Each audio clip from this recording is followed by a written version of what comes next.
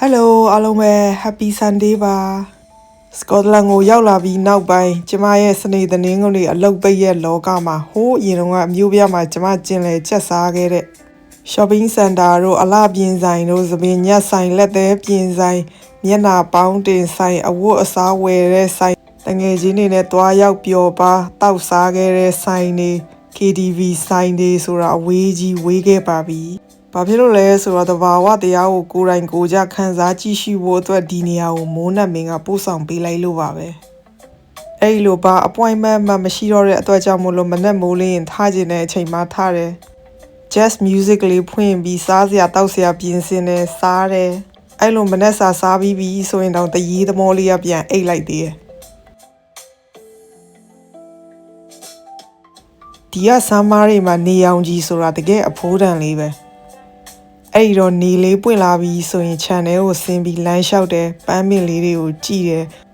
ပန်းရနံ့လေးတွေကိုရှူရှိုက်တယ်လေထဲမှာပါလာတဲ့ပန်းရနံ့လေးတွေကလူကိုလန်းဆန်းစေတယ်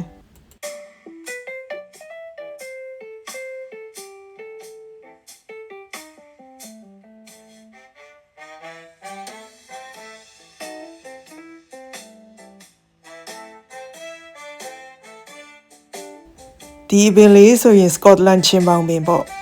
အဲ့ဒီအရွက်လေးတွေကိုချက်လိုက်ရင်မြန်မာပြည်ကချင်းပေါင်ရဲ့အနက်နဲ့အရသာနဲ့တထက်ထဲပဲအဲ့လိုနေတာတော့နေ့လေးတွေဆိုလို့ရှိရင်စိတ်ပါရင်ချမ်းတယ်ဆင်းပြီးအပြင်လေးတွေနဲ့စကားပြောတယ်ပေါ့အလဲ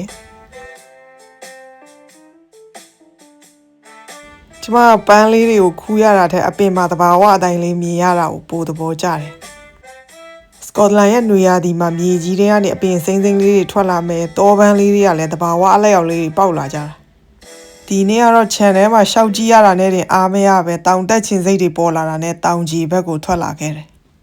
ကျမရဲ့အိမ်နောက်ကတောင်တန်းတွေနဲ့ပင်လယ်ကိုလိုက်ပြပေးမယ်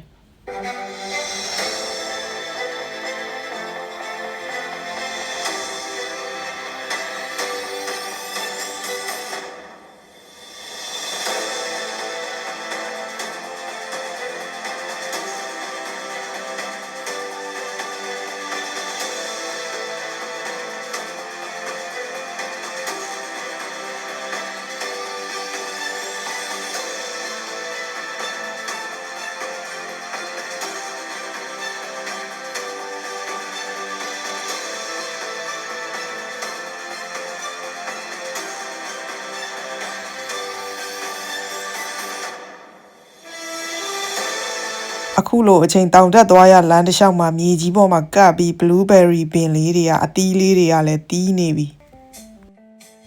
တချို့အသီးလေးတွေဆိုလို့ရှိရင်မဲ့နေလို့တောင်ကောက်စားလိုက်သေးတယ်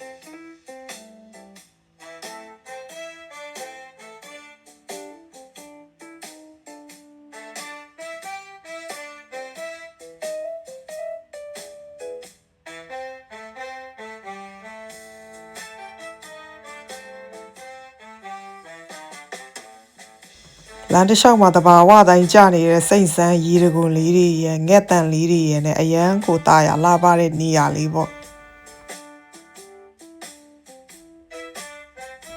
မြေကြီးပေါ်မှာကပ်ရက်ပြီးပေါက်နေတဲ့တောရိုင်းပန်းလေးတွေကလည်းရောင်စုံပါပဲအဲ့လိုတောင်ကျော်လေးတစ်လျှောက်လမ်းလျှောက်လိုက်တောင်ပေါ်တက်ပြီးလမ်းလျှောက်လိုက်နဲ့ပင်လယ်ပြင်ကြီးစီကိုရောက်လာခဲ့တယ်လိုင်းတဖွေးဖွေးရေပြပြနဲ့ပင်လယ်ပြင်ကြီးကအရန်ကိုလာတာပဲဒီပင်လယ်ကြီးရဲ့ဘေးကျမရဲ့အနောက်ဘက်မှာတော့အရန်ကိုမြင်တဲ့ကြောက်တောင်ကြီးရှိတာပေါ့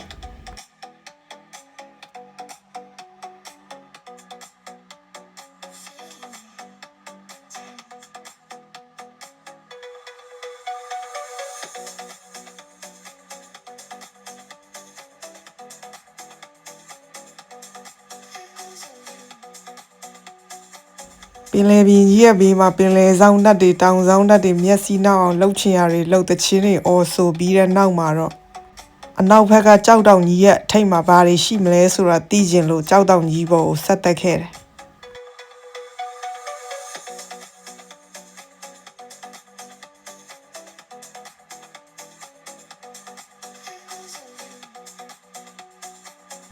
အခုဆိုရင် rock climbing တက်ဖို့အတွက်အရင်တုန်းကလိုအင်ဒိုမှာပတ်စံပေးပြီးတက်စရာမလိုတော့ပါဘူးမိုးနဲ့မင်းကကျမကိုကြိုက်တဲ့လောက်တက်ဖို့အတွက်ကြောက်ဆောင်ကြီးတစ်ဆောင်ဖန်တီးထားပေးသလိုပါပဲ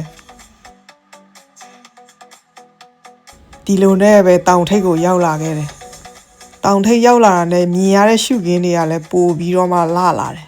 ပင်ပင်ပန်းပန်းနဲ့တက်လာပြီးတောင်ထိပ်ကိုရောက်သွားတဲ့ခံစားချက်ကလည်းအရန်ကိုကောင်းနေတာပေါ့ဟုတ်ပါတယ်အမျော်ကင်ကြီးကိုရောက်သွားတဲ့ Foggy Lane ကဘော့ဒကာနဲ့မှမတော့ကူဘူးဆိုတာကိုကျွန်မယုံကြည်လိုက်ပါပြီဒီတောင်ရဲ့ summit ကိုရောက်လာတဲ့လူတွေကအမတ်တရအနေနဲ့ကြောက်တုံးလေးတွေကိုဇီဒီပုံစံလေးတည်ပြီးထားခဲ့ကြတယ်အဲ့တော့ကျွန်မလည်းတောင်ထိပ်ရောက်လာတဲ့အမတ်တရအနေနဲ့ကြောက်တုံးလေးတုံးကိုအဲ့ဒီဇီဒီရဲ့အပေါ်မှာတင်ထားလိုက်တယ်ကျွန်မအနေနဲ့ကြည့်ရင်ကတော့ဒါကြောက်တုံးဇီဒီပေါ့နော်ဒီကလူတွေအနေနဲ့ကတော့မတ်တိုင်တစ်ခုစိုက်ထူခဲ့တယ်ဆိုတဲ့သဘောပေါ့ဒီကြောက်တုံးစီဒီလေးကိုတော့ထိုင်ပြီးမကြောခဲ့ပေမဲ့ကြောက်တုံးစီဒီဘေးနားမှာတော့ထိုင်ပြီးတော့မှ10မိနစ်လောက်ကတော့တရားမှတ်လိုက်သေးတယ်အဲ့လိုငြိမ်ငြိမ်လေးထိုင်လိုက်တဲ့အခါလေတွေကလည်းအရန်တိုက်လာတာနဲ့အိတ်ချင်စိတ်တွေဖွာဖွာပေါ်ပြီးအိမ်ပြန်ပြီးအိပ်ပါတော့မယ်ဆိုပြီးတောင်ပေါ်ကနေပျော်ရွှင်စွာပြန်ဆင်းလာခဲ့ပါပြီနော်ဗီဒီယိုလေးကိုဆုံးထိကြည့်ရှုပေးတဲ့အတွက်အားလုံးကိုကျေးဇူးတင်ပါတယ်တတား